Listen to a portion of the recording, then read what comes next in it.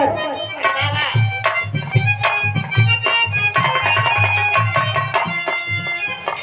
गुरु जी एगो बात बतौलन, गंगा चैनल पर मीनाक्षी राज गई एगो सुरक्षा कवच मिलल है, संजीवनी बूटी। जहिया मिल गई तहिए से मन शंका में हो गई।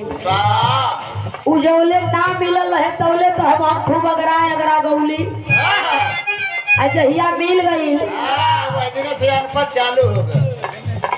जैसे माना कि निम्मन मनई के खरीद के लिया के पैसा की धो देगा तो बिना कहे विकलांग हो जाये महेंद्र गुरु। रात दिन खाली सोच के मरीज हो जाएगी काहे बदे राखल बा, ओहू में खाली राखल रह तलक बा जो कहा जाके है तोहरे बदे हम।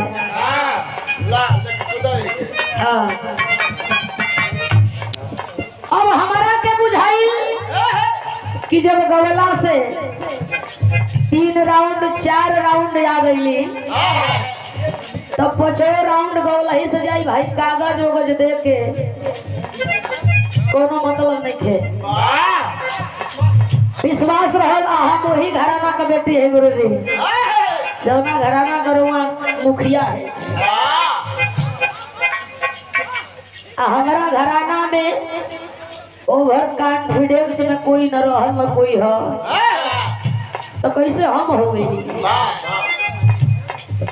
हमारा के ही रहल कि गौला से जहाँ ले जाए के बाद तहाँ ले जाई, बाकी हे के देख के जइबो करब तो देखे वाला कोई हम यही फेल मारत रहे यही सही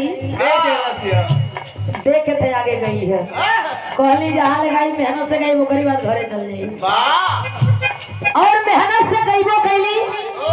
आप लोगों का प्यार दुलार मिलल और हमारे गुरु जी का भी बड़ा सपोर्ट रहा, बड़ा सम्मान दुलार प्यार मिलल। और वही अखाड़े का बेटी बानी जो ना अखाड़े से हमारे गुरु जी एगो गार्जियन बानी, मुखिया बानी और आपकी देख रेख में हर चीज होला वो अखाड़े का कोनो भी कार्य